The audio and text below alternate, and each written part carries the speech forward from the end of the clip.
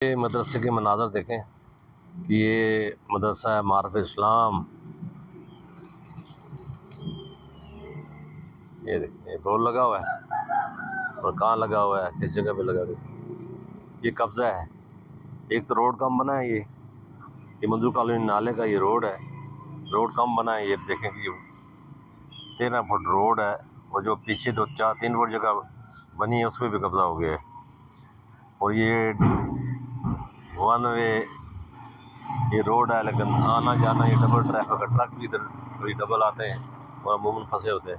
और ये सामने देखें ये कब्ज़ा, ये रोड पे कब्ज़ा 20वीं बार ये तोड़ा गया है, फिर दोबारा बार्गेनिंग हुई है, ये कब्ज़ा बन गया, दुकानें लग गई हैं। अब पठानों के ये सामान पड़ा हुआ है, सारा कचरा।